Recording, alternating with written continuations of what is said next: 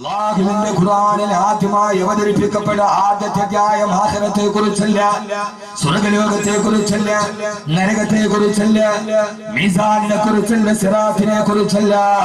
അല്ലാഹുവിന്റെ ഖുർആൻ ആദ്യമായി പറയുകയാണ് ഇഖ്റാ ബിസ്മി റബ്ബിക്കല്ലദീ ഖലഖ് ഖലഖൽ ഇൻസാന മിൻ അലഖ് اقرأ وربك الأكرم الذي علم بالقلم علم الإنسان ما لم يعلم. ആദ്യമായി ഖുർആൻ അവതരിപ്പിക്കപ്പെടുമ്പോൾ വിശുദ്ധമായ ഖുർആൻ പേരെടുത്ത് പരാമർശിച്ച ആദ്യത്തെ വസ്തു ഏതാ? എല്ലാവരും പറയാറുണ്ട് ഖുർആൻ ആദ്യമായി പേരെടുത്ത് പറഞ്ഞ വസ്തു പേനയാണ്. അതൊരു മിഥ്യാധാരണയാണ്. ആദ്യമായി ഖുർആൻ പേരെടുത്ത് പറഞ്ഞ വസ്തു പേനയല്ല. അല്ലദീ ഖലഖൽ ഇൻസാന അലക്കിൽ നിന്ന് നിന്നെ സൃഷ്ടിച്ച അല്ലാഹുവിന്റെ നാമത്തിന് വായിക്കുക നബിയേ. ഏകനായ അല്ലാഹുവിനെ പരിചയപ്പെടുത്തുമ്പോൾ വഹദാനിയത്തിന്റെ ഉബൂദിയത്തിന്റെ റുബൂബിയത്തിന്റെ അടയാളമായ അല്ലാഹുവിനെ അബൂജഹലിന്റെ മുമ്പിൽ പരിചയപ്പെടുത്തുമ്പോ അല്ലാഹുവിന്റെ ഖുർആൻ പറഞ്ഞ് കണ്ണു തുറന്നിട്ട് മുകളിലോട്ട് നോക്കിയാൽ കാണുന്ന ആകാശത്തെ പടച്ച റബ്ബെന്നല്ല, ഭൂമിയെ പടച്ച റബ്ബെന്നല്ല, അബൂജഹലെ ഈ കാണുന്ന മഹാസമുദ്രത്തെ പടച്ച റബ്ബെന്നല്ല. അല്ലാഹുവിനെ പരിചയപ്പെടുത്താൻ ആദ്യമായി ഖുർആൻ പറഞ്ഞ വിശേഷണ പദം അല്ലദീ ഖലഖൽ ഇൻസാന മിൻ അലഖ്. യഥാർത്ഥത്തിൽ ഖുർആൻ ആദ്യം പേരെടുത്ത് പറഞ്ഞ വസ്തു പേനയല്ല. അത് ആളുകൾ വെറുതെ ഇങ്ങനെ സാക്ഷരത സാക്ഷരത എന്ന് പറഞ്ഞിട്ട് പറഞ്ഞു ഒരു ജാരിയായ സദഖ പോലെ ഒരു ജാരിയായ ഖത്തറാണ്. യഥാർത്ഥത്തിൽ ആദ്യം പറഞ്ഞ സാധനം ഖുർആൻ പേരെടുത്ത് പറഞ്ഞ സാധനം അലഖ്. അബൂജഹലിനോട് വേണമെങ്കിൽ പറയാം, അബൂജഹലെ കണ്ണു തുറന്ന് നോക്കിയാൽ കാണുന്ന ഈ ആകാശത്തെ സൃഷ്ടിച്ച അല്ലാഹ് എന്ന് പറയാം, ഭൂമിയെ സൃഷ്ടിച്ച അല്ലാഹ് എന്ന് പറയാം, ഈ പർവ്വതനിരകളെ സൃഷ്ടിച്ച അല്ലാഹ് എന്ന് പറയാം. ഇല്ല, ഇന്നേ വരെ ഒരു മനുഷ്യൻ കണ്ണുകൊണ്ട് കാണാത്ത ഒരു വസ്തുവിനെയാണ് അല്ലാഹു ആദ്യം ഖുർആനിൽ പറഞ്ഞത് അലഖ്. അലഖ് എന്ന് പറഞ്ഞാൽ അതിന്റെ അർത്ഥം നമുക്ക് എല്ലാവർക്കും അറിയാം. ഡോക്ടർമാരോട് പറഞ്ഞാൽ പറയും ദ സംതിങ് വിച്ച് ഈസ് ക്ലിംഗിങ്, കടിച്ചു പിടിച്ച് തൂങ്ങിക്കിടക്കുന്ന ഒരു സാധനം. അള്ളാഹുടെ ഖുർആന്റെ മോചിതത്ത് നിങ്ങളൊന്ന് ആലോചിച്ച് നോക്കി. അലക്ക് എന്ന് പറഞ്ഞാൽ 120 ദിവസം ഉമ്മാന്റെ ഗർഭാശയത്തിന്റെ ഉള്ളിൽ പ്രായമായ ഒരു ശിശുവിന്റെ അവസ്ഥയ്ക്കാണ് അലക്കെന്ന് പറയുന്നത്. മനസ്സിലായോ? നിങ്ങളെ ഞാൻ പടപടപടപടാന്ന് പറഞ്ഞിട്ട് പോകുക, അവസാനം ഇറങ്ങിയിട്ട് എന്താ കേട്ടോ ഒരു വിഷയം പറയുന്നത് മനസ്സിലാക്കിയിട്ട് പോകണം. എന്ന് പറഞ്ഞാൽ ഞാനും നിങ്ങളും ഉമ്മാടെ ഗർഭാശയത്തിൽ 4 മാസം പ്രായമുള്ളപ്പോൾ നമ്മുടെ അവസ്ഥ എന്താണോ അതിനാണ് അലക്കെന്ന്. ഉമ്മാടെ ഗർഭാശയ ഭിത്തിയിൽ കടിച്ചു പിടിച്ചു തൂങ്ങിക്കിടക്കുന്ന ഒരു സാധനം. എന്തിനാണ് അല്ലാഹു ആദ്യം തന്നെ മനുഷ്യനോട് പറഞ്ഞപ്പോൾ ഉമ്മാടെ ഗർഭാശയത്തിന്റെ ഭിത്തിയിൽ നീ കടിച്ചു പിടിച്ചു തൂങ്ങിയാണ് കിടന്നത് എന്ന് ഓർമ്മിപ്പിച്ചത് എന്തിനാണ്? ഇതാണ് എന്റെ വിഷയം, ജീവിതം പൊരുതാനുള്ളത്. ഉമ്മാടെ ഗർഭാശയത്തിൽ 4 മാസം പ്രായമുള്ളപ്പോ അല്ലാഹു ആദ്യം തന്നെ പറഞ്ഞത് നീ ഗർഭാശയ ഭിത്തിയിൽ കടിച്ചു പിടിച്ചു തൂങ്ങിക്കിടന്നവനാ. കാരണം മനുഷ്യ ശരീരത്തിന്റെ അവസ്ഥ ഏത് സാധനം അകത്തോട്ടിട്ടാലും അത് പെട്ടെന്ന് പുറത്തോട്ട് തള്ളും. ഭക്ഷണം കഴിച്ചാൽ ഒരു സാധനവും അകത്തു കിടക്കാൻ മനുഷ്യന്റെ ശരീരം സമ്മതിക്കില്ല. ഭക്ഷണം കഴിച്ചാൽ കാഷ്ടമായിട്ട് വെളിയിൽ തള്ളും, വെള്ളം കുടിച്ചാൽ മൂത്രമായിട്ട് വെളിയിൽ പോകും. പിതാവിന്റെ മുതുകിൽ നിന്ന് ഒരു ഇന്ദ്രിയത്തുള്ളിയായി അവിടെ നിന്ന് ഉമ്മാടെ ഗർഭാശയത്തിലേക്ക് 10 സെന്റിമീറ്റർ നീളവും 8 സെന്റിമീറ്റർ വീതിക്ക് 140 ഗ്രാം തൂക്കവുമുള്ള ഉമ്മാടെ അണ്ടാശയത്തിലേക്ക് കടന്നു വന്ന് അവിടെ നിന്ന് ഗർഭാശയത്തിൽ വന്ന് നീ ഒരു ഭ്രൂണമായിട്ട് വയറ്റി കിടക്കുമ്പോ ഉമ്മാടെ ശരീരത്തിന്റെ ചിന്ത എന്താണെന്നറിയോ? ഇതിനെ എങ്ങനെയും വെളിയിൽ തള്ളിക്കളയാൻ. ഇങ്ങനെ തള്ളൽ വരിക. അതാണ് ശരീരത്തിന്റെ പ്രത്യേകത. ഉമ്മയുടെ ശരീരം പെണ്ണെ നിന്നെ കുറിച്ചാണ് ഖുർആൻ പറഞ്ഞത്. അല്ലാഹുവിന്റെ ഖുർആൻ ആദ്യം വന്ന പെണ്ണിന്റെ ഗർഭാശയത്തിന്റെ വസ്തുവിനെ കുറിച്ചാണ്. പിന്നെ ഈ ഖുർആൻ ഏത് പെണ്ണിനെ സ്വാതന്ത്ര്യം കൊടുക്കാത്തത്? ആദ്യം പറഞ്ഞ വസ്തു ഗർഭാശയത്തിൽ കിടക്കുന്ന വസ്തുവിനെ കുറിച്ച്. എന്റെ പ്രിയപ്പെട്ട ചെറുപ്പക്കാരെ, സഹോദരങ്ങളെ, മനുഷ്യന്റെ ഉമ്മാടെ ശരീരത്തിന്റെ പ്രത്യേകത നീ ഗർഭാശയത്തിന്റെ ഉള്ളിൽ കിടക്കുമ്പോ ആ കുട്ടിയെ വെളിയിലോട്ട് തള്ളുക എന്നതാണ് ശരീരത്തിന്റെ പകുതും. ആ സമയത്ത് ഉമ്മാടെ ഗർഭാശയത്തിൽ ഇങ്ങനെ ഒരു അടക്കായി കിടക്കുമ്പോ അല്ലാഹു പഠിപ്പിക്കുകയാണ്, മനുഷ്യ നിന്റെ ഉമ്മയുടെ ഗർഭാശയം നിന്നെ തള്ളാൻ വേണ്ടി പുറത്തോട്ട് തള്ളുമ്പോ ആ സമയത്ത് ആ തള്ളലിൽ വെളിയിലേക്ക് പോകാതെ ഉമ്മാടെ ഗർഭാശയത്തിലേക്ക് അടിച്ചു പിടിച്ചു തൂങ്ങിക്കിടക്കണേ. ഇവിടെ നിന്ന് അങ്ങോട്ട് തള്ളുമ്പോ ആ സമയത്ത് പോകാൻ മെനക്കെടാതെ ഗർഭാശയത്തിൽ കടിച്ചു പിടിച്ചു തൂങ്ങിക്കിടക്കുക. എന്റെ പ്രിയപ്പെട്ട സഹോദരങ്ങളെ, ജീവിതം പുരുതാനുള്ളതാണ്. ഗർഭാശയത്തിൽ 4 മാസം പ്രായമുള്ളപ്പോ അള്ളാഹു നമ്മളെ പഠിപ്പിച്ചതാണ് ജീവിതം പുരുതാനുള്ളതാണ്, തോക്കാനുള്ളതല്ല. ജീവിതം പരാജയപ്പെടാനുള്ളതല്ല, നിരാശ ബാധിക്കാനുള്ളതല്ല, ഏതെങ്കിലും ഒരു കയറിൽ പോയി അവസാനിക്കാനുള്ള ജീവിതം. പൊന്നുമാരെ, 9 മാസങ്ങളിൽ നീ ദുനിയാവിന്റെ വെളിച്ചത്തിലേക്ക് ഇറങ്ങുമ്പോ ഇതേപോലെ 1000 ആളുകൾ നിന്നെ തള്ളിപ്പുറത്താക്കാൻ ശ്രമിക്കുമ്പോ 1000 പ്രയാസങ്ങൾ പരീക്ഷണങ്ങൾ നിന്റെ ജീവിതത്തിലേക്ക് വരുമ്പോ ഉമ്മാടെ ഗർഭാശയത്തിൽ വെച്ച് നിന്നെ പഠിപ്പിക്കുകയാണ് ഞാൻ. ജീവിതം പുരിതാനുള്ളതാണ്. അങ്ങോട്ട് വെള്ളുമ്പോ ഇങ്ങോട്ട് മനസ്സിലാണ് ഗർഭാശയത്തിൽ കടിച്ചു പിടിച്ചു തൂങ്ങിക്കിടന്നിടുമ്പോൾ ഇനി ജീവിതം തുടങ്ങാൻ പോവുകയാ. മാരകമായ രോഗങ്ങൾ, പ്രയാസങ്ങൾ, കടങ്ങൾ, വ്യാധികൾ, വ്യാധികൾ, ആകുലതകൾ, വ്യാകുലതകൾ, 1000 പ്രയാസങ്ങളിലേക്ക് ജീവിതം കടന്നു പോകുമ്പോ തളരരുത്, ഭയപ്പെടരുത്, നിരാശയിലോട്ട് കടന്നു പോകരുത്. നിങ്ങൾ ഏത് സമയത്തും പൊരുതി ജീവിക്കേണ്ടവരാ. മരിക്കുന്നവരെ വരെ ജീവിതം ഒരു പോരാട്ടമാണ്. ജീവിതം തളരാനുള്ളതല്ല, ജീവിതം പോരാട്ടത്തിന്റെ വീതിയാണെന്ന് ഉമ്മാന്റെ ഗർഭാശയത്തിൽ 4 മാസം പ്രായമുള്ളപ്പോ പഠിച്ചതാണ്. പിന്നെ എന്റെ സഹോദരങ്ങള്, ഇന്ന് ലോകത്തെ ഏറ്റവും കൂടുതൽ ആത്മഹത്യ നടക്കുന്നത് ഇന്ത്യയിലാണ്. ആ ഇന്ത്യയിൽ തന്നെ കേരളത്തിലാണ്. പ്രയാസങ്ങൾ വരുമ്പോ, ബുദ്ധിമുട്ടുകൾ വരുമ്പോ തളർന്നു പോവുകയാണ് മനുഷ്യൻ. തളരരുത്, കരയരുത്, പതരരുത്. അവസാനം വരെ നിന്നെ പഠിപ്പിച്ചു വന്ന പാഠം നീ മറക്കരുത്. അല്ലാഹുവിന്റെ വിശുദ്ധ ഖുർആൻ. അതുകൊണ്ടാണ് ഞാൻ എന്റെ വിഷയത്തിന് ശീർഷകത്തിന് പേരിട്ടത് ജീവിതം പുരുതാനുള്ളതാണ്. അലക്കുന്ന സാധനത്തിനെ പ്രഥമമായി പ്രതിപാദിച്ചതിലൂടെ ഖുർആൻ നമ്മളോട് പറഞ്ഞതാണ് ഏറ്റവും വലിയ ജീവിതത്തിൽ മറക്കാത്ത പെങ്ങളെ, സഹോദരങ്ങളെ, ഏത് പ്രയാസം വന്നാലും തളരരുത്. കവിൾ തടത്തിലൂടെ കണ്ണുനീര് തടം തള്ളിയാ തുടങ്ങിയാലും ആര് നിന്നെ കൈവിട്ടാലും നിനക്കൊരു റബ്ബില്ലയോ. സത്താറോ ഗഫാറോ വഗീഗേ രണ്ടോ ഏറ്റവും നിന്നോട് സ്നേഹമുള്ള നിന്റെ റബ്ബുണ്ടല്ലോ, ഞാനുണ്ടല്ലോ. ഉമ്മാടെ ഗർഭാശയം നിന്നെ വെളിയിലോട്ട് തള്ളിയപ്പോ ആ സമയത്ത് പുറത്തേക്ക് പോകാതെ 9 മാസവും 10 ദിവസവും നിനക്ക് അവിടെ താമസ സ്ഥലം ഒരുക്കി തന്ന ഞാനല്ലേ കൂടെയുള്ളത്. അതുകൊണ്ട് നീ തളരരുത്. ജീവിതം പുരിതാനുള്ളതാണെന്ന് അല്ലാഹുവിന്റെ വിശുദ്ധ ഖുർആൻ. അല്ലാഹു നമുക്ക് അബോധം തരട്ടെ. ജീവിതം പുരിതാനുള്ളതാണ്. അല്ലാഹു നമുക്ക് ആ ബോധം തരട്ടെ. ആമീൻ പറ മനുഷ്യന്മാരെ. അല്ലാഹു നമുക്ക് ആ ബോധം തരട്ടെ. ഇത് മനസ്സിലാക്കണമെങ്കിൽ ആമീൻ കൊണ്ടല്ലാതെ വേറൊന്നും മനസ്സിലാവൂല. മോനെ, ജീവിതത്തിൽ പ്രതിസന്ധികളും പ്രയാസങ്ങളും സ്വാഭാവികമാണ്. എന്റെ വിഷയം അതല്ല. ഈ അലക്ക എന്ന് പറഞ്ഞതിൽ തന്നെ 6 ആശയമുണ്ട് വിശുദ്ധ ഖുർആനിൽ. ഒരൊറ്റ വാക്കി അത് പറഞ്ഞാൽ തന്നെ തീരില്ല. ഇതാണ് ഖുർആൻ പഠിക്കുകയും അല്ലാഹു തൗഫീഖ് നൽകട്ടെ.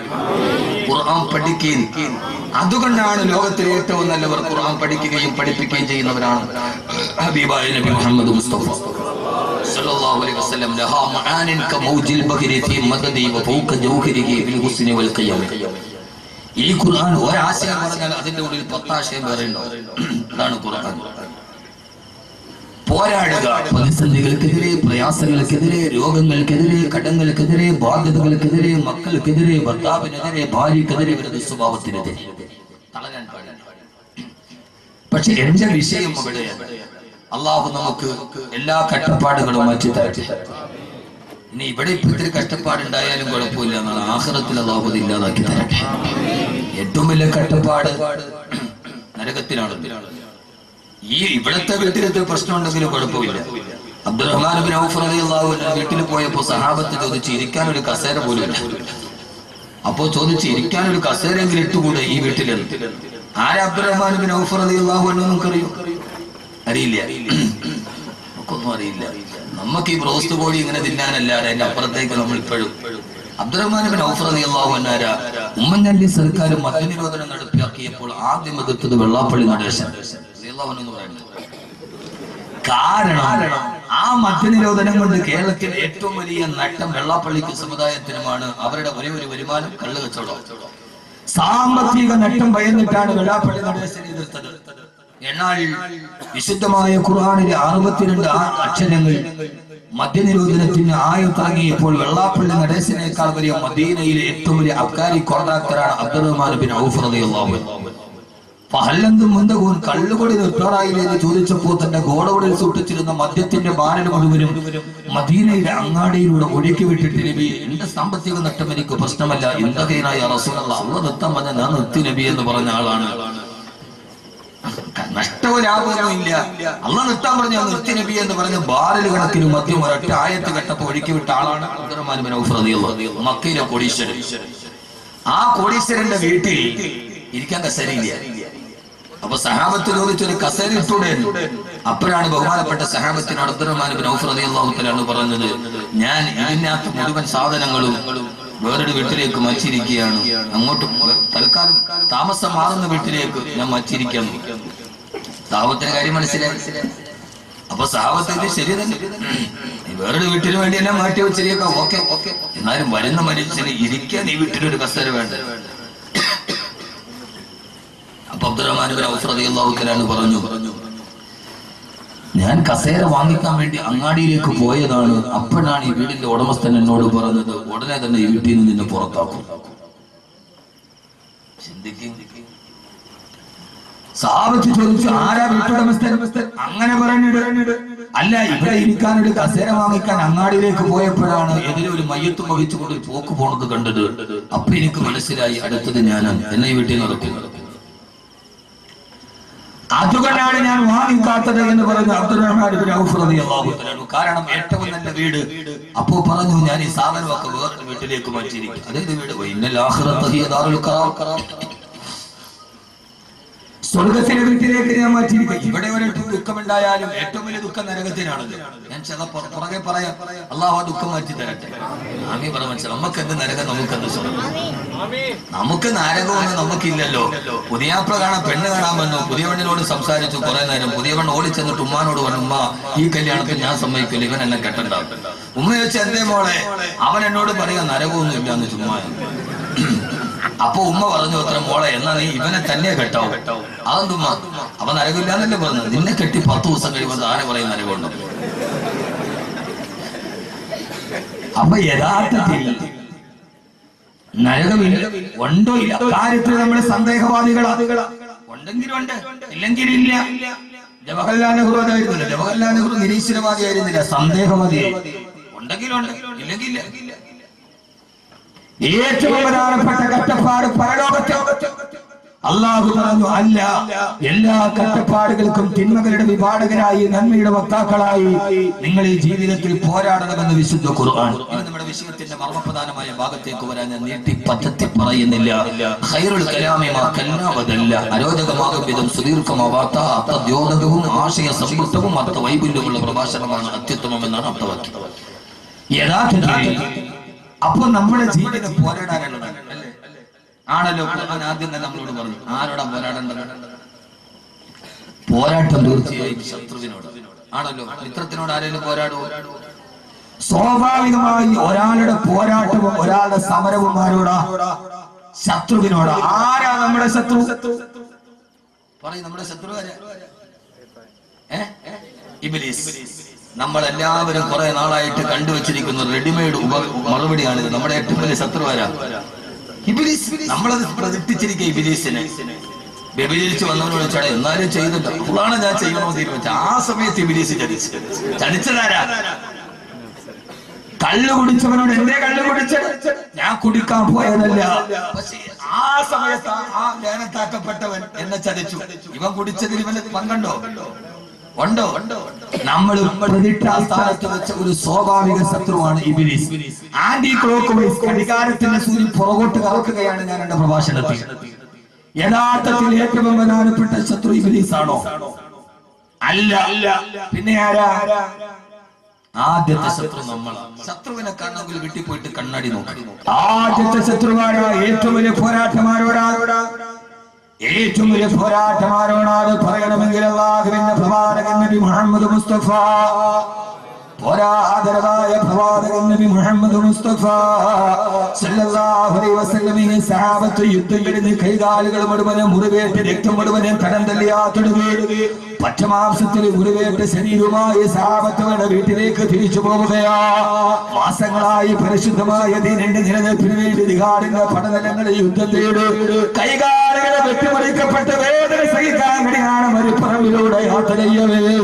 നടന്നു പോയ സഹാബത്ത് മുറിവ് കാലത്താൽ ക്ഷീണിച്ചുകൊണ്ട് മരുപ്പറമ്പിൽ വിശ്രമിക്കാനൊരുങ്ങുമ്പോ ആ സമയത്താണ് ലോകത്തിന്റെ നായകന്റെ മറുപടി വന്നിട്ട് സഹാബ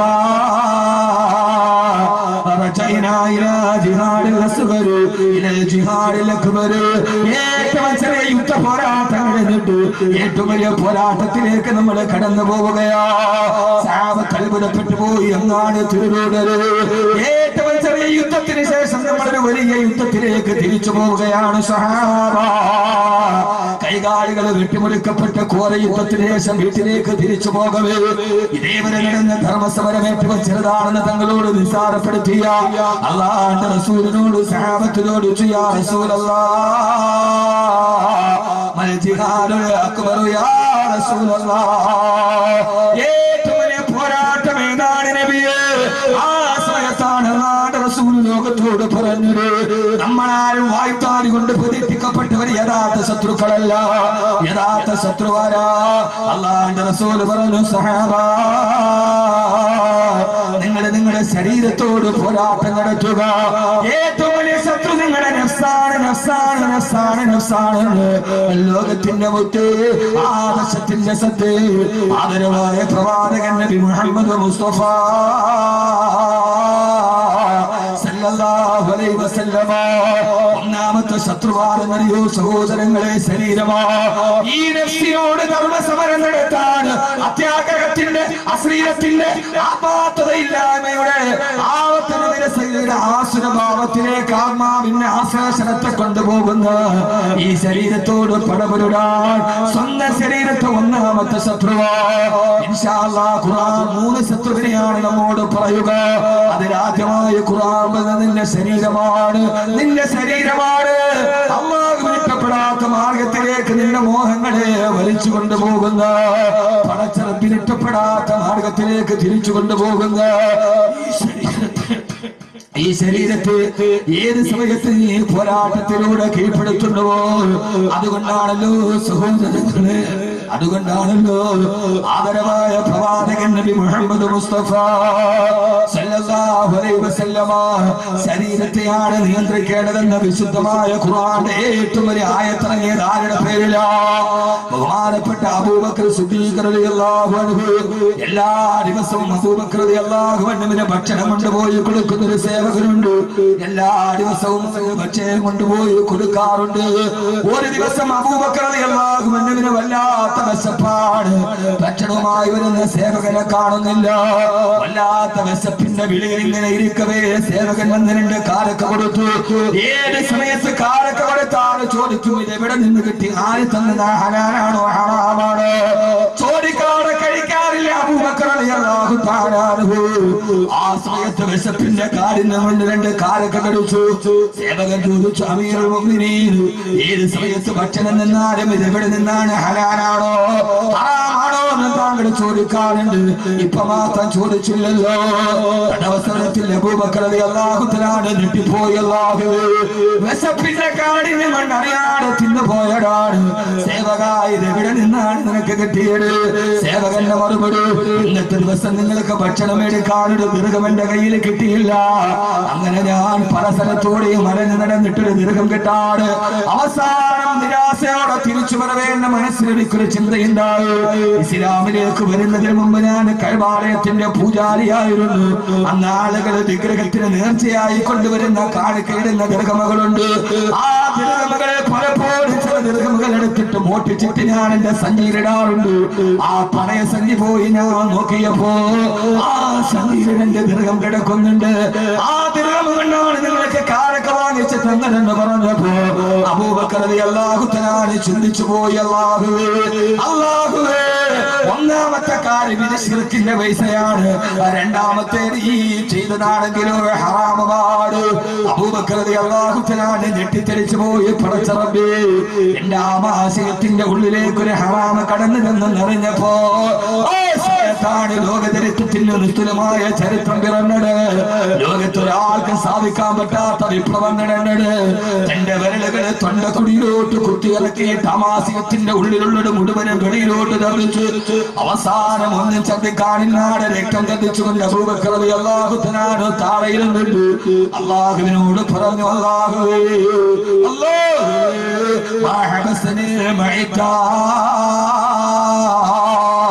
എന്റെ നഫ്സെന്നോട് ആവശ്യപ്പെട്ടപ്പോ വിശപ്പ് കൊണ്ട് എന്റെ കാലൊക്കെ നിന്നുപോയി.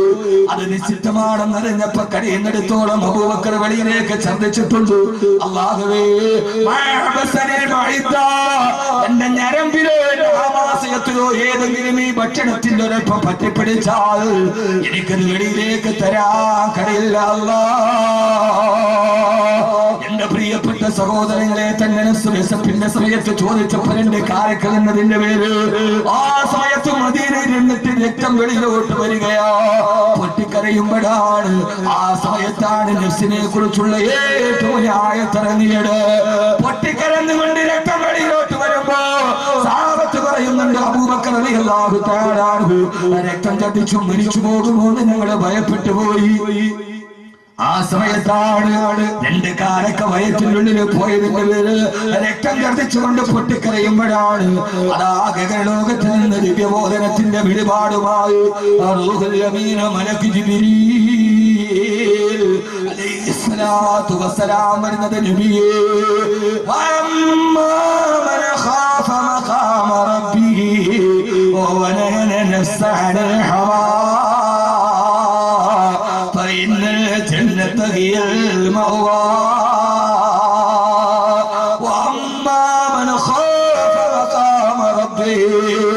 എന്റെ പ്രിയപ്പെട്ട ചെറുപ്പക്കാരോട് പള്ളക്കുള്ളിലേക്ക് പട്ടച്ചാറായോ കറയെ ചെട്ടിപ്പിടിച്ചത് കയറും, വെള്ളൈസി കയറും, പലിശയും കയറും, ആരെ പട്ടിച്ചടും വെട്ടിച്ചടും കയറും, വസ്തു കച്ചവടം നടത്തിയിട്ട് ഇടയ്ക്ക് നിന്നിട്ട് തോണ്ടിയിട്ട് മേടിച്ച ലാഭവും കയറും. പൊന്നുമോനെ, ഏത് പള്ളക്കുള്ളിൽ പച്ചക്ക് ദഹിച്ചു പോകുന്നവനെ എന്തേ പടച്ചിറപ്പിനെ പേടിയില്ല. ഏകനായ പടച്ചിറപ്പിന്റെ മുമ്പിൽ നിൽക്കണമെന്നുള്ള പേടി വന്ന അതുകൊണ്ടാണല്ലോ സുബഹി നമസ്കാരത്തിന് ഇമാമത്ത് നിൽക്കുമ്പോ ഇമാമ പൊട്ടിക്കരഞ്ഞിട്ട് ബോധം കെട്ട് താഴെ വീണത്. ഒരേ ഒരായത്തോടിയപ്പോ ഒരു സൂറത്തോടിയില്ല, യാസീനോഹിയില്ല. സുബഹി നമസ്കാരത്തിന് ഇമാമത്ത് നിൽക്കുകയാണ്. ഒരൊറ്റായത്തോടിയപ്പോ ബോധരഹിതനായി പേടിച്ച് വിറച്ച് താഴെ പോയി. ഏഴായത്തെന്നറിയോ? യൗമ യഖൂമുൻ നാസു ലിറബ്ബിൽ ആലമീൻ. യൗമ യഖൂമുൻ നാസു ലിറബ്ബിൽ ആലമീൻ. പരലോകത്ത് പടച്ചറപ്പിന്റെ മുമ്പിൽ നിൽക്കുന്ന ദിവസം. രണ്ടാമതൊരായത്തോടിയില്ല, പരലോകം പറഞ്ഞില്ല, ഹിസാബ് പറഞ്ഞില്ല, സിറാത്ത് പറഞ്ഞില്ല, നരകം പറഞ്ഞില്ല. പടച്ചറപ്പിന്റെ മുമ്പിൽ കൈ കെട്ടിയിട്ട് നിൽക്കുന്ന ദിവസം. ബോധം കെട്ട് താഴെ വീണു ഇമാം. ആരാ ഇമാം എന്നറിയോ? ആ ഇമാമാണ് ബഹുമാനപ്പെട്ട അബ്ദുല്ലാഹി ഇബ്നു ഉമർ റളിയല്ലാഹു തആല അൻഹു. നാളെ പടച്ചറപ്പിന്റെ മുമ്പിൽ നിൽക്കണമെന്ന ബോധമില്ല, സിറാത്തിന് നടക്കണമെന്നുള്ള ബോധമില്ല. ഏഴ് മാറി വലിച്ചു തിന്നുമ്പോ പടച്ചറപ്പിന്റെ മുമ്പിൽ നിൽക്കുന്ന ദിവസത്തെ ഭയപ്പെടുകയും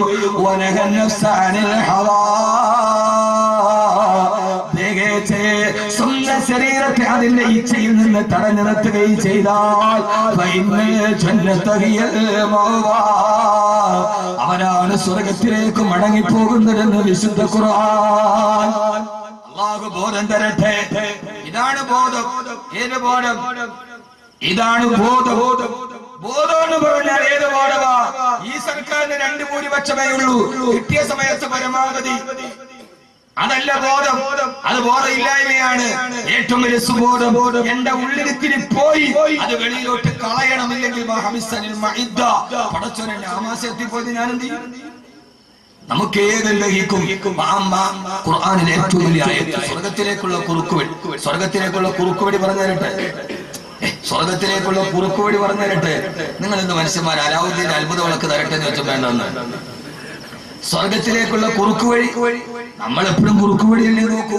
ഇപ്പൊ ഇവിടുന്ന് കൈതോടുന്ന് നേരെ നമുക്ക് പാരിപ്പള്ളിയിൽ ഇറങ്ങണം. പോണ വഴിക്ക് ഒരാൾ പറഞ്ഞു ഇതിലേ പോയാൽ 2 കിലോമീറ്റർ ലാഭമുള്ള കുറുക്ക് വഴി ഉണ്ടെന്ന്. നമ്മൾ ഇതിലേ പോകും. ഇപ്പൊ പോണത് എം എ യൂസുഫിനെ ആണെങ്കിലും 2 കിലോമീറ്റർ കുറുക്ക് വഴി കിട്ടിയ 2 കിലോമീറ്റർ ലാഭം കിട്ടിയാൽ മിക്കവാറും 5 റുപ്യ ലാഭം കിട്ടും. എന്നാലും അങ്ങനെയല്ലേ പോകും. അല്ലേ ഞാൻ നേരെ വഴി കൂടെ പോകുള്ളൂ. അത് ജീവിതത്തിൽ തന്നെ ഉണ്ടായിട്ടില്ല. പിന്നല്ലേ ഇപ്പൊ റോട്ടിൽ കൂടെ ഉണ്ടാകും. അങ്ങനെ ആരും പോകില്ലല്ലോ. ആരാണെങ്കിലും കുറുക്ക് വഴി സ്വർഗത്തിലേക്ക് ഒരൊറ്റ കുറുക്ക് വഴി പറഞ്ഞു തരട്ടെ. وأما من خاف مقام ربه ونهى النفس عن الهوى فإن الجنة هي المأوى. ശരീരത്തെ പിടിച്ചെടുത്ത് ആദ്യത്തെ പോരാട്ടം ശരീരത്തിനോട്. ആദ്യത്തെ പോരാട്ടം എല്ലാ ജനുവരി മാസം തണുപ്പ്. എന്റെ ചുമ ഇതുവരെ മാറിയിട്ടില്ല. എന്നാലും ഞാൻ എന്റെ സദസ്സിനോട് നീതി പുലർത്തി. വല്ലപ്പോഴും ഒക്കെ വന്നിട്ട് നിങ്ങളോട് എനിക്ക് വയ്യ, ചുമയാ, കഫ എന്നൊക്കെ പറഞ്ഞാൽ ആളുകൾക്ക് ഉണ്ടാകുന്നൊരു വിഷമമുണ്ടല്ലോ. അതുകൊണ്ട് ഞാൻ അതും മറക്കുകയാണ്. ഒന്നാമത്തെ പോരാട്ടം 3 ശത്രുവിനെയാണ് ഖുർആൻ പറഞ്ഞത്. 3 പറയുമ്പോൾ നമ്മുടെ വിഷയം ചെയ്യും. ഇത് ആര് പറഞ്ഞ ശത്രുവ? യഥാർത്ഥത്തിൽ നരേന്ദ്രമോദി നമ്മുടെ ശത്രു ഒന്നുമല്ല. നമ്മുടെ യഥാർത്ഥ ശത്രു നരേന്ദ്രമോദിയാണ്. എന്താ മനുഷ്യന്മാരങ്ങൾ ചിന്തിക്കുന്നത്? അങ്ങനെ എനിക്ക് തോന്നുന്നുണ്ടോ? അല്ല, മോഡി വരട്ടെ വരാതിരിക്കട്ടെ നമുക്കെന്താ. എന്നാൽ യഥാർത്ഥത്തിൽ ഇസ്ലാം ഏറ്റവും നന്നായിട്ട് വളർന്നത് ഫിറോന്റെ കൊട്ടാരത്തിലാണ്. ഫിറോൻ വന്നാലേ ഇസ്ലാം വളരും. അങ്ങനെയാണ്. ഫിറോന്റെ കൊട്ടാരത്തിലാണ് ഇസ്ലാം വളർന്നത്. മൂസയാന്ന് പറഞ്ഞിട്ട് 1000 പേരെ കൊല്ലുമ്പോ ഫിറോന്റെ താടിയെ പിടിച്ചിട്ട് വലിക്കുമ്പോ ഫിറോന്റെ കൊട്ടാരത്തിലാണ് മൂസ വളർന്നത് അലൈഹിസ്സലാത്തു വസ്സലാം. അങ്ങനെയാണ് ഇസ്ലാമിന്റെ ചരിത്രം. വേറെ ഒരിടത്തും വളർന്നിട്ടില്ല. ഫിറോൻ വന്നാലേ നമ്മൾ ആരാവും? മൂസയാ. ഇപ്പൊ കേന്ദ്രമെങ്ങാനും മുസ്ലിം ലീഗ് ഭരിച്ചാൽ നമുക്ക് ഈമാൻ ഉണ്ടാവും. എന്ത് പേടിക്കാൻ? പേരിൽ നമ്മളാണല്ലോ എന്ന് വിചാരിച്ചിട്ട് നമ്മൾ ഇരിക്കും. ഫിറോൻ വന്നാലേ നമ്മൾ മുസ്ലിം ആവും. ഇപ്പൊ ആളുകൾക്ക് തോന്നാൻ തുടങ്ങിയിട്ടുണ്ട് നമ്മുടെ ഇസ്ലാം ശരിയാക്കുന്നു. അതാണ് അള്ളാഹുടെ തദ്ബീർ. അങ്ങനെ തദ്ബീരിന് അവരില്ലാഹി തഖ്ദിർ. അള്ളാഹു നമ്മളെ നന്നാക്കി തരട്ടെ. മുഖം നന്നാവാത്തതിന് കണ്ണാടി എറിഞ്ഞെടുത്തിട്ട് കാര്യം. അവര് വന്നു വരാത്തതെന്നുള്ളതല്ല. നമ്മളിപ്പോഴും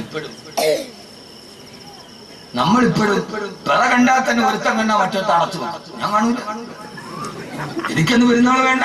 ആ രീതിയിൽ നമ്മുടെ അവസ്ഥ തോന്നിട്ടില്ല. അപ്പൊ യഥാർത്ഥത്തിൽ പ്രശ്നം ആരാ? നമ്മൾ തന്നെ.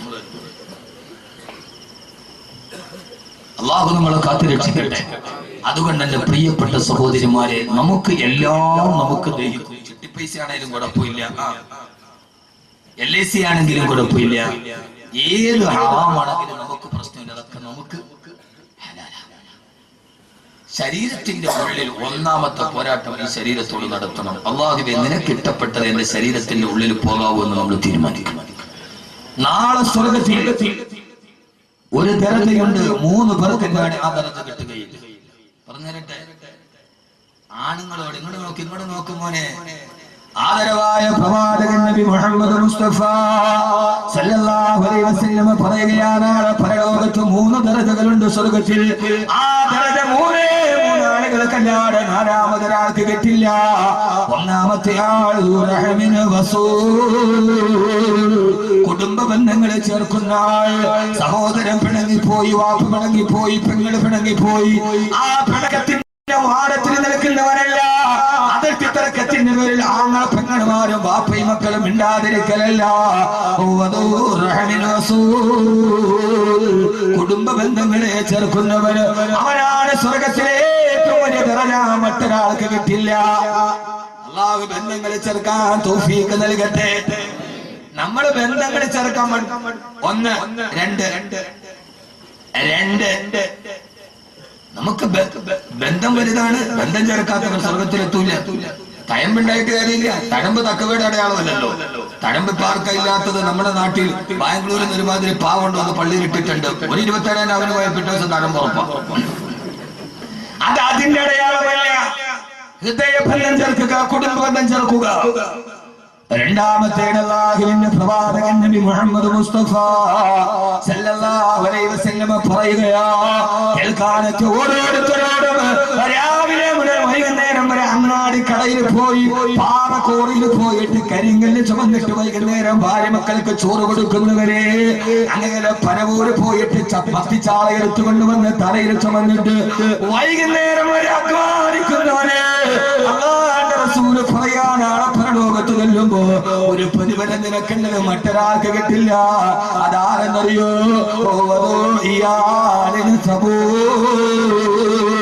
കടബാധ്യത ഏറെയുണ്ട്, കഷ്ടപ്പാട് ഏറെയുണ്ട്, രോഗങ്ങൾ ഏറെയുണ്ട്. പക്ഷെ ഇന്നേവര് സ്വന്തം ഭാര്യ മക്കൾക്ക് ഹറാമ് കൊടുക്കാത്ത പ്രിയപ്പെട്ട ഗൃഹനാഥൻ, അവന് പ്രശ്നങ്ങൾ ഏറെയുണ്ട്, കടബാധ്യത ഏറെയുണ്ട്. പക്ഷെ ഇന്നേവരെ അധ്വാനിച്ചതല്ലാതെ അവന്റെ ഭാര്യ മക്കളുടെ വയറ്റിനവൻ ഹറാമിനെ കൊടുത്തിട്ടില്ല. പൊന്നുമോനെ, ലോട്ടറി എടുത്താലും കിട്ടും, അറബിയെ പഠിച്ചാലും കിട്ടും. അത് നിന്റെ ഭാര്യ മക്കൾക്ക് കൊടുത്താൽ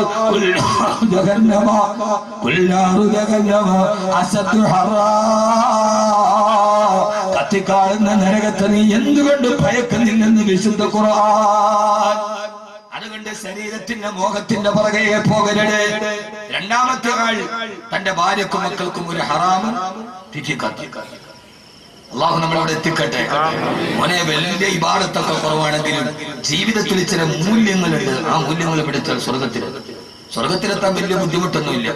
നമ്മുടെ ശരീരത്തിന്റെ പകുതി ഉടനെ സ്വർഗത്തിലെത്തിക്കാൻ ഒരു വഴിയാൻ പറഞ്ഞത് അതരട്ടെ, ഈ സാധനത്തെ സൂക്ഷിച്ചാൽ മതി. ഇത് നോക്കുന്നുണ്ടെങ്കിൽ ഇത് സൂക്ഷിച്ചാൽ നമ്മുടെ ഉടലിന്റെ പകുതി സ്വർഗത്തിൽ പോകും. ബാക്കി ഉടലിന്റെ പകുതി പിന്നെ നിസ്കാരം നോക്കുകൊണ്ട് കൊണ്ടുപോകും. ഇനി പകുതി ഉടൽ കയറിയാൽ തന്നെ അതോടെ വെളിയിലാക്കുന്നത് ഈ സാധനമാണ്. ഇതിനെ അങ്ങോട്ട് സൂക്ഷിച്ചാൽ അതാ നബിതങ്ങൾ പറഞ്ഞത്, രണ്ട് കാര്യം എനിക്ക് ജാമ്യം തന്നാൽ നിങ്ങൾക്ക് ഞാൻ സ്വർഗത്തിന് ജാമ്യം നൽകും. ഒന്ന് നിങ്ങളുടെ നാക്ക്, മറ്റൊന്ന് നിങ്ങളുടെ മുഖ്യസ്ഥാനം. യഥാർത്ഥത്തിൽ എനിക്ക് തോന്നാറുണ്ട്, ഈ ഹദീസുകൾ കേട്ടില്ല, രണ്ട് കാര്യത്തിൽ നിങ്ങൾ എനിക്ക് ജാമ്യം നൽകിയാൽ നിങ്ങൾക്ക് ഞാൻ സ്വർഗത്തിന് ജാമ്യം നൽകാൻ പരലോകത്ത്. ഒന്ന് നാക്ക്, രണ്ട് മുഖ്യസ്ഥാനം. നാക്കും മുഖ്യസ്ഥാനവും തമ്മിലുള്ള ബന്ധം എന്താ? രണ്ടവയവാണല്ലോ ലഭ്യങ്ങൾ. ഇത് തമ്മിലുള്ള ബന്ധം എന്താ? മനുഷ്യന്മാരെ ചിന്തിച്ചാലല്ലേ വല്ലതും കിട്ടൂ. ഈ ഹദീസ് മൊബൈൽ ഫോണിനെ കുറിച്ചിട്ടാണ്. ഈ ഹദീസ് നമുക്കെന്താ അങ്ങനെ ഹംല ചെയ്തുകൂടാ? ഇതിപ്പോ ബുഖാരിയിലോ മുസ്ലിമിലോ ഉണ്ടോ എന്ന് വെച്ചാൽ ഇല്ല. ഇത് മൊബൈൽ ഫോണിനെ കുറിച്ചിട്ടുള്ള ഹദീസാണ്. മിസ്കോള് വരിക, സംസാരിക്കുക, വരിക. 17 വയസ്സുകാരുണ്ടവിടെ 35 വയസ്സായി പോകും. അതാണ് നാക്കും മുഖ്യസ്ഥാനവും തമ്മിലുള്ള അർത്ഥത്തിൽ. അങ്ങനെ ആവാമല്ലോ, പണ്ഡിതന്മാര് ധാരാളം അല്ലേ, അങ്ങനെ ആവാമല്ലോ. യഥാർത്ഥത്തിൽ അതിലൂടെ രണ്ട് കാര്യം. അതുകൊണ്ടാണ് അള്ളാഹു സ്വർഗത്തിലെത്തി അള്ളാഹു എത്തിച്ചു തരുമാറാകുന്നത്. മൂന്നാമത്തെ ആൾ നമ്മുടെ വിഷയമായിട്ട് ബന്ധമില്ല, പറയണു. മൂന്നാമത്തെ ആൾ, അവന് നല്ല സമ്പത്തുള്ള സമയത്ത് നമ്മൾ അവന്റെ അടുക്കൽ പോയി അവൻ നമ്മളെ ആട്ടി ഓടിച്ചു. പിന്നീട് അവൻ പാപ്പരായി, ആ സമ്പത്ത് നമ്മുടെ കയ്യിൽ വന്നു. അപ്പോൾ അങ്ങോട്ട് ചെന്നിട്ട് അവനെ സഹായിക്കുന്നു. അതെല്ലാവർക്കും പറ്റൂല. ഇതാണ് ഇസ്ലാമിന്റെ സൗന്ദര്യം. ഉണ്ട്, നമ്മൾ പോയപ്പോ നാട്ടി ഓടിച്ചു. ഇപ്പോ നമ്മുടെ കയ്യിലുണ്ട്. അപ്പോ അവൻ ഗതികേടിലാണ്. അപ്പൊ അവൻ അങ്ങോട്ട് പോയിട്ട് കൊടുക്കും.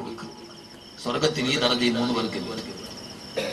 അതുകൊണ്ട് എന്റെ പ്രിയപ്പെട്ട സഹോദരങ്ങളോട് സഹോദരിമാരോട്, ജീവിതത്തിൽ ശരീരത്തിൽ നഫ്സിനെ പിടിച്ചു കെട്ടിയവർക്കാണ്, നഫ്സിനോട് പോരാടിയവർക്കാണ് അള്ളാഹു സ്വർഗം കൊടുത്ത്. അള്ളാഹു സ്വർഗം തരട്ടെ. ഒന്നാമത്തെ ശത്രു നമ്മൾ എത്തിയിട്ടില്ല, സമയം തീരാറ്. അള്ളാഹു ആ സിഫത്ത് നമുക്ക് നൽകട്ടെ. എന്റെ പ്രിയപ്പെട്ട സഹോദരിമാരോട്, നഫ്സിനെ പിടിച്ചു കിട്ടിയവർക്ക് വളരെ പ്രധാനപ്പെട്ട ഒരു ഹദീസ് ഞാൻ നിങ്ങളോട് ഓർമ്മിപ്പിക്കുകയാ. ആദരവായ പ്രവാചകൻ നബി മുഹമ്മദ് മുസ്തഫ സല്ലല്ലാഹു അലൈഹി വസല്ലം പറയുകയാ, സലാസത്തുൽ 3 വിഭാഗം ആളുകൾ, സലാസത്തുൽ 3 വിഭാഗം ആളുകൾ, ലാ യൻദുറുല്ലാഹു ഇലൈഹിം യൗമൽ ഖിയാമ. നാളെ പരലോകത്ത് അവർ പടച്ചറപ്പിന് മുമ്പിൽ പോകുമ്പോൾ അല്ലാഹുവിന്റെ മുഖത്തേക്ക് നോക്കുകയില്ല. വലാ യദ്ഖുലൂനൽ ജന്ന ഹത്താ യലിജൽ ജമലു ഫീ സുമ്മിൽ ഖിയാം. സൂര്യക്കൊടയിലൂടെ ഒട്ടകം അതിന്റെ മറുകര കടന്നാലും ഇവര് സ്വർഗത്തിൽ പോകുന്ന പ്രശ്നമേ ഇല്ല. വളരെ ഭയാനകരമായ ഹദീസാണ്. പ്രത്യേകിച്ച് എന്റെ പ്രിയപ്പെട്ട സഹോദരിമാരോട്, എന്റെ പ്രിയപ്പെട്ട സഹോദരിമാരോട്, ഈ ശരീരത്തിന്റെ ആട്ടത്തോട് വിട പറയുക, ഈ ശരീരത്തിന്റെ മോഹത്തോട് വിട പറയുക. ഏറ്റവും വലിയ ശരീരത്തിന്റെ മോഹത്തിന്റെ പുറകെ പോകല്ല പെങ്ങള്, ഔറത്ത് മറക്കാതെ നടക്കല്ല പെങ്ങള്, പച്ച പരിഷ്കാരിയുടെ ജീവിതം നമ്മുടെ ജീവിതത്തിൽ വരല്ല പെങ്ങള്. അല്ലാഹുവിന്റെ റസൂൽ പറയാ 3 വിഭാഗം ആളുകൾ നാളെ പരലോകത്ത് ചെന്നാൽ പടച്ചറപ്പവന്റെ മുഖത്ത് നോക്കില്ല. സൂചിക്കുടയിലൂടെ ഒട്ടകം അപ്പുറത്ത് പോയാലും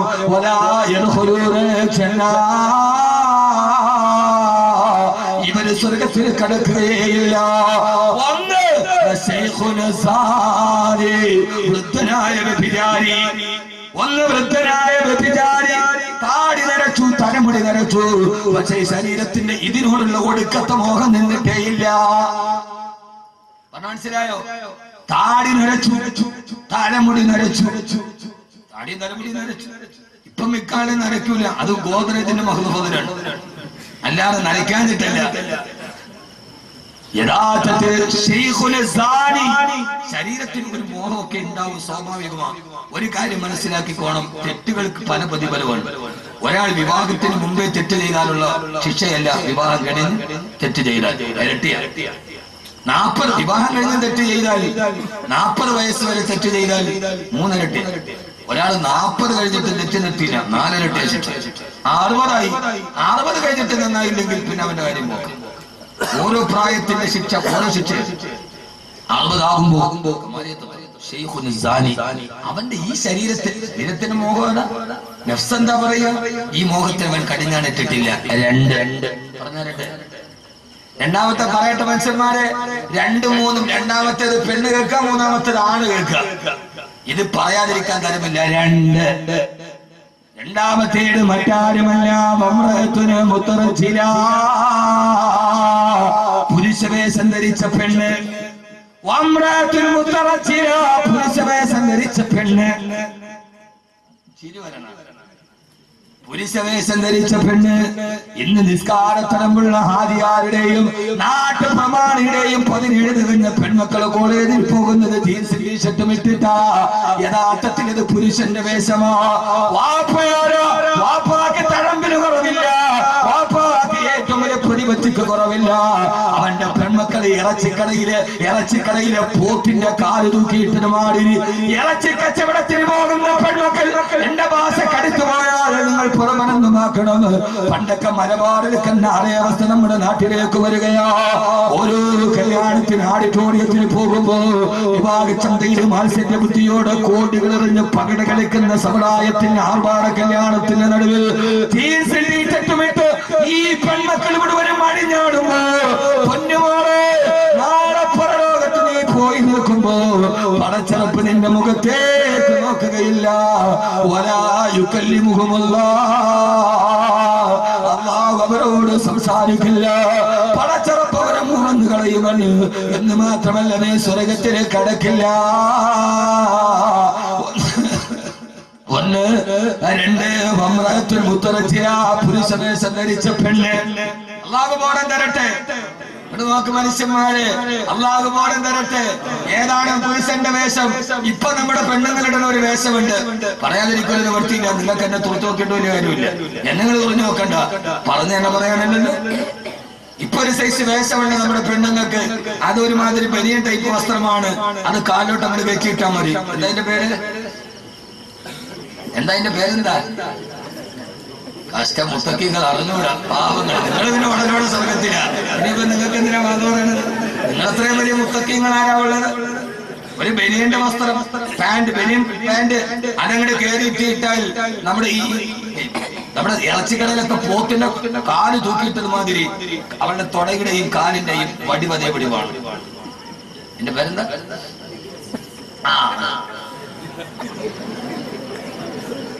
അതിന്റെ പേര് ലെഗിൻസ് അല്ല. ഈ അടുത്ത കാലത്ത് കേരളക്കരയിലേക്ക് പെൺകുട്ടികളുടെ ഏറ്റവും വലിയ വേഷത്തിന്റെ ആവാസന, അതിന്റെ പേര് ലെഗിൻസ് അല്ല. പൊന്നുപോലെയാ ലെഗിൻസ് തനി ഹറാമാ. ആ ലെഗിൻസ് തനി ഹറാമാ. കാരണം ഈ ലെഗിൻസ് ആരുടെ വേഷമെന്ന് നിനക്കറിയോ? വാരി വലിച്ചിട്ടിട്ട് പുരുഷന്റെ മുമ്പിലൂടെ മാംസ കച്ചവടത്തിന് നടന്നത് പോലെ പോകാറുണ്ട് പെങ്ങള്. വേഷമാരുടെ വേഷമെന്നറിയോ? യൂറോപ്യൻ നഗരങ്ങളിലെ വേഷപ്പെണ്ണുങ്ങൾ അവര് വേഷങ്ങളാണെന്ന് തിരിച്ചറിയാൻ വേണ്ടി ധരിച്ച വസ്ത്രമാണ് ലെഗിൻസ്. അതെങ്ങനെയാണ് മാപ്പിള പെണ്ണിന്റെ വസ്ത്രമായി മാറിയത്? 7 കാലഘട്ടത്തിൽ ഇതിന്റെ ദുര്യോഗമാണ്. തങ്ങളെ നാളെ പരലോകത്ത് അള്ളാഹു നിന്റെ മുഖത്ത് നോക്കില്ല. ഇനി തുണിക്കച്ചവടക്കാരൻ എനിക്കെതിരെ പോസ്റ്റ് ഇട്ടാൽ എനിക്ക് പ്രശ്നമൊന്നുമില്ല. കാര്യത്തിൽ ലെഗിൻസ് യൂറോപ്പിലെ വേശ്യയുടെ വേഷമാണ്. അതങ്ങനെ മാപ്പിളപ്പെണ്ണിന് വന്നു തലകുനിക്കണ്ട. ഇപ്പൊ തലകുനിക്കണേണ്ട. പെണ്ണുങ്ങളൊക്കെ പലരും തലകുനിച്ചങ്ങട്. ഇതിപ്പോ പർദ്ദന്റെ ഉള്ളിലാണെങ്കിൽ വലിയ പ്രശ്നമില്ല. പക്ഷെ ഇതിട്ടിട്ട് ഒരു ടീഷർട്ട് ഇട്ടിട്ട് നടക്കുന്നത് കണ്ടിട്ടില്ല. ഏതാണ്ട് മിക്ക മുസ്ലിം പെണ്ണുങ്ങളുടെയും അവസ്ഥ ഇന്നിപ്പോ ഇതാണ്. ജീൻസ് ടീഷർട്ട് ഇടുക. കല്യാണത്തിൽ ഒരു ചെറുപ്പക്കാരൻ എന്നോട് പറഞ്ഞു, ഉസ്താദേ ഞാൻ കല്യാണം പെണ്ണുമായിട്ട് ഉറപ്പിച്ചതാണ്, മാറ്റി കല്യാണം. എന്റെ കല്യാണത്തിന്റെ തീയതി ഉറപ്പിച്ചപ്പോൾ അവള് പറഞ്ഞു എനിക്ക് ജീൻസ് ടീഷർട്ട് ഇടണമെന്ന്. ഞാൻ വേണ്ടെന്ന്. ഇതാണ് അവസ്ഥ ഇന്ന്. എല്ലാ മക്കളും ഉണ്ട് ഇതിനകത്ത്. താനി ഹറാമാണ്. ലെഗിൻസ് ഇടുക, ഒരു ടീഷർട്ട് ഇടുക, എന്നിട്ട് റോഡിൽ ഇങ്ങനെ നടക്കുക. പോണ ഈ പൂളെ പപ്പയും പറിച്ച കോഴി പണമാരി ആ രീതിയിൽ പോകുന്ന ആവാസത്തിന്റെ വസ്ത്രം. നിങ്ങൾ കൂടുതൽ ചിരിക്കേണ്ട മനുഷ്യന്മാരെ. മൂന്നാമത്തെ ആരെന്നറിയോ? അള്ളാഹു നാളെ പരലോകത്ത് നോക്കാത്ത മൂന്നാമത്തെ ആളാണ് പുരുഷന്മാര്. പൊട്ടിച്ചിരിക്കണ്ട. തന്റെ ഭാര്യ ഇങ്ങനെയൊക്കെയാണ് നടക്കുന്നതെന്ന് അറിഞ്ഞിട്ടും, അള്ളാഹ് ഇഷ്ടപ്പെടാത്ത രീതിയിലാണ് തന്റെ ഭാര്യ പെൺമക്കളെ നടക്കുന്നതെന്ന് അറിഞ്ഞിട്ടും അത് നിസ്സാരമായി കാണുന്ന ഭർത്താവ്. മൂന്നാമത്തെ ചിരിക്കാൻ വരട്ടെ. മൂന്നാമത്തെ തന്റെ ഭാര്യയും തന്റെ പെൺമക്കളും ഇങ്ങനെയാണ് നടക്കുന്നതെന്നറിയാം. എന്നിട്ട് കാലം ഇതല്ലേ ഉസ്താദേ എന്ന് പറഞ്ഞ് അതിനെ ലാഘവത്വത്തോടെ കാണുന്ന ഭർത്താവ്. ഈ കോഞ്ഞാങ്കടിയാനോട് പറഞ്ഞു നിന്റെ ഭാര്യ മക്കൾ ഇങ്ങനെ നടക്കണേന്ന്. അവൻ പറഞ്ഞു കാലം ഇതൊക്കെയല്ലേ. ഇതിനെ നിസ്സാരമായി കാണുന്ന ഭർത്താവ് നാളെ പണച്ചറപ്പിന്റെ മുഖത്ത് നോക്കി. അതുകൊണ്ട് ആവാസത്തിന്റെ വസ്ത്രത്തിൽ നിന്ന് വിളിച്ചു. ശരീരത്തിന്റെ ഈ മോഹം, ശരീരത്തിന്റെ മോഹം വെളിയിൽ കാണിക്കാനാണ്. അള്ളാഹു നമ്മളെ കാത്തുരക്ഷിക്കുമാറാകട്ടെ. ഞാൻ പറയണ മനസ്സിലാവുന്നുണ്ടോ നിങ്ങൾക്ക്? ഞാൻ പറയണ മനസ്സിലാവുന്നുണ്ട്. ലെഗിൻസ് ഇട്ടുകൊണ്ട് പെണ്ണ് പോകുമ്പോഴേ മനസ്സിലാക്കിക്കോണം ഇത് യൂറോപ്പിലെ വേശ്യയിട്ട വസ്ത്രമാണ്. യൂറോപ്പിലെ വേശ്യയുടെ വസ്ത്രം കേരളത്തിന്റെ ഫാഷനായി മാറി. അങ്ങനെയാണല്ലോ നമ്മുടെ ചെറുപ്പക്കാർക്ക് ഇപ്പോൾ ഒരു വസ്ത്രവിധാനമുണ്ടല്ലോ. ഒരു ലോവസ്റ്റ് പാന്റ് താഴേക്ക് കൊണ്ട് പൂന്ന് കിടക്കും. അതിന്റെ മുകളിൽ ഏതാണ്ട് നമ്മുടെ പാരിപ്പള്ളി നാഷണൽ ഹൈവേയുടെ വീതിക്ക് അവന്റെ അടിവസ്ത്രത്തിന്റെ ഒരു ബാനർ ഉണ്ടാവും. നാണമില്ല കുട്ടികളെ, നാണമില്ല നിങ്ങൾക്ക്. ഏത് കല്യാണത്തിനും പോയി നോക്ക്. ഞാനിവിടെ അടുത്ത കല്യാണത്തിന് നിങ്ങൾ ചിരിച്ചത് ഞാൻ ഉത്തരവാദിയല്ല. യഥാർത്ഥത്തിൽ ഈ അടുത്ത സമയത്ത് കല്യാണത്തിന് നിക്കാഹിന് ഞാൻ സീക പറഞ്ഞു കൊടുത്തോണ്ടിരിക്കുമ്പോ ആ സമയത്ത് അളിയനെ സ്വീകരിക്കാൻ പെണ്ണിന്റെ ആങ്ങളെ വന്നു. ഞാൻ പേടിച്ചു പോയി. മിക്കവാറും അവൻ അപ്പ് ഊരി പോകുന്നിരിക്കുന്നു. ഇന്ന് കുട്ടികൾ ബൈക്കിന്റെ പുറകിൽ ഈ കുട്ടികളിരുന്ന് പോയാൽ അതിന്റെ പുറകിൽ ഭാര്യാസമേതം കാറിന് യാത്ര ചെയ്യാൻ കഴിയില്ല. കാരണം ബൈക്കിന്റെ പുറകിൽ നിൽക്കുന്ന ചെറുപ്പക്കാരുടെ വസ്ത്രം, അവന്റെ അടിവസ്ത്രം മേപ്പോട്ടാവുക, അവന്റെ പാന്റ് താഴെയൊക്കെ ടൈറ്റായി കിടക്കുന്ന ഒരു പാന്റ് ഇട്ടത് അങ്ങനെ കയറ്റിയിടുന്ന അറിഞ്ഞുകൂടാ. പ്ലംബർമാരും അതിന് PVC പൈപ്പ് ചൂടാക്കിയിട്ട് കയറുമാറില്ല. ആ സാധനം കയറ്റിയിടുക. എന്നിട്ട് ഇത് ആരുണ്ടാക്കിയ വസ്ത്രമാണ്? ചെറുപ്പക്കാരെ കുട്ടികളെ ഇല്ല, ഞാനിപ്പോ 10 പേരെ ഇതിൽ നിന്ന് ഇതാരുണ്ടാക്കിയ വസ്ത്രമാണ്? ലണ്ടനിലെ ജയിലുകളിൽ സ്വർഗരതിക്കാരായ ചെറുപ്പക്കാർ സ്വർഗരതിക്കാരാണ് എന്ന അടയാളത്തിൽ ധരിച്ച വസ്ത്രമാണ് ഈ വസ്ത്രം. ഈ വേശ്യകളുടെയും സ്വർഗാനുരാഗികളുടെയും വസ്ത്രം നിന്റെ ഫാഷനായി മാറി. ആദ്യമായിട്ട് അടിവസ്ത്രം മേപ്പോട്ടും വസ്ത്ര കീപ്പോട്ടുമാക്കിയത് ലണ്ടനിലെ ജയിലുകളിൽ, പാശ്ചാത്യന്റെ ജയിലിൽ താമസിച്ച അവിടുത്തെ സ്വർഗാനുരാഗികൾ നിങ്ങൾ സ്വർഗരതിയുടെ താല്പര്യമുള്ളവരാണ് എന്ന് പറഞ്ഞ ആ സിംബോളിക്കാണ് ഇന്ന് നമ്മുടെ മക്കൾ. ഇനി നിങ്ങളുടെ മക്കൾ ഇത് ഇടണം വേണം നിങ്ങൾ തീരുമാനിക്കും. ഞാൻ പറഞ്ഞല്ലോ, ഞാൻ ഒരു വാത് പറയാൻ വന്നെങ്കിൽ കാര്യങ്ങൾ പറയാനാണ്. അല്ല കബറും കഫങ്ങനെയും പറഞ്ഞിട്ട് നിങ്ങളെ കരയിപ്പിക്കാനാണെങ്കിൽ എനിക്ക് വളരെ എളുപ്പമുണ്ട്. അത് കേട്ടിട്ട് കരയാൻ നമ്മുടെ കൽവിന് കഴിയാത്തതാണ് ഇങ്ങനെ. അതുകൊണ്ട് ചെറുപ്പക്കാരെ, നിങ്ങൾ കേൾക്കുന്നവരെങ്കിലും ഈ ആവാസത്തിന്റെ വസ്ത്രത്തിൽ നിന്ന് പിന്മാറും. ഇതൊക്കെ ശരീരത്തിന്റെ ഒരുമാതിരി മോഹമാണ്. ആദ്യത്തെ പോരാട്ടം ശരീരത്തിലാണ്. അല്ലാഹു നമുക്ക് ആ ബോധം നൽകുമാറാകട്ടെ. വളരെ പ്രധാനപ്പെട്ട 3 പറഞ്ഞിട്ടല്ലേ പോകാൻ പറ്റില്ല. വിഷയം തീരില്ല. എത്ര മണിക്കാ മോനെ അവസാനിക്കുക? എത്ര? 1 മണി സുബഹിക്ക്. 10-10 ആയിക്കോട്ടെ. നല്ല പരിപാടിയാണ്. ഈ ആനയുടെ പിണ്ടം കണ്ടിട്ട് ആന പിണ്ട ഇടുമ്പോ ആളുകൾ വിചാരിക്കുക എന്താ ഇതിന്റെ വലിപ്പം, ഇത് ഇടണ പാട് ആനയ്ക്കെന്നെ അറിയും. എന്നാലും നിങ്ങൾക്ക് കേട്ടോണ്ടിരിക്കാൻ വലിയ ഇഷ്ടമാണ്. പക്ഷെ ഇത് ചങ്കും തമ്മിൽ പോണ വസ്തുവാണ്. ഏതായാലും ആദരവായ പ്രവാചകൻ നബി മുഹമ്മദ് മുസ്തഫ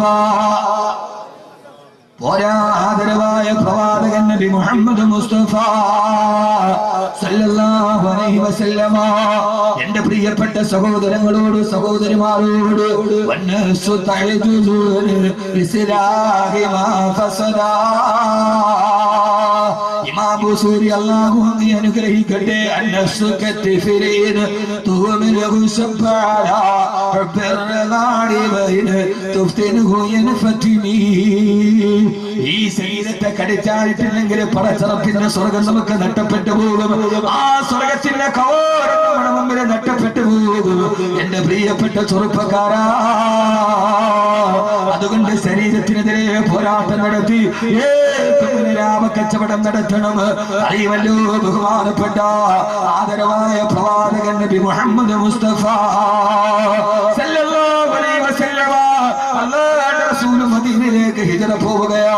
സ്വന്തം നാടിനോടും വീടിനോടും വിട പറഞ്ഞ മദീനയിലേക്ക് അല്ലാഹുവിന്റെ റസൂൽ പോകവേ ബഹുമാനപ്പെട്ട സിനാൻ റളിയല്ലാഹു തആല ഹിജ്റ പോവാൻ തയ്യാറെടുത്ത് അല്ലാഹുവിന്റെ റസൂൽ മദീനയിലേക്ക് പോയി കഴിഞ്ഞു. മക്കയുടെ ഏറ്റവും വലിയ പരിമളം പോവുകയാണ്. പാരിജാതത്തിന്റെ പരിമളത്തെക്കാൾ സുഗന്ധം നൽകിയ ആദരവായ പ്രവാചകൻ നബി മുഹമ്മദ് മുസ്തഫ ആദരവായ പ്രവാചകൻ നബി മുഹമ്മദ് മുസ്തഫ സല്ലല്ലാഹു അലൈഹി വസല്ലമ യകീതി കി ഗർ ആകർ ഹലീമാ മേരാ ദിൽ മേ ഖൈറുൽ വറാ ആ ഗയാ ഹേ യകീതി കി ഗർ ആകർ ഹലീമാ മേരാ ഗർ മേ ഖൈറുൽ വറാ ആ ഗയാ. മദീനയുടെ മറുഭാഗത്തുള്ള പട്ടിണി വീട്ടിലുണ്ട്. മക്കത്തേക്ക് ഒരു കുട്ടിക്ക് പാല് കൊടുക്കാൻ പോയപ്പോ പട്ടിണി പാപമായ ആമിനയുടെ പൊന്നുമോനിനെ മുത്തിനെ മാറിയെടുത്ത് മടിത്തട്ടിലെത്തി മദീനയിലേക്ക് തിരിച്ചു വരവേ സ്വന്തം മടിത്തട്ടിലേക്ക് പ്രിയപ്പെട്ട പൊന്നുമോനെ മലത്തിക്കിടത്തി മുലപ്പാല് കൊടുക്കുമ്പോ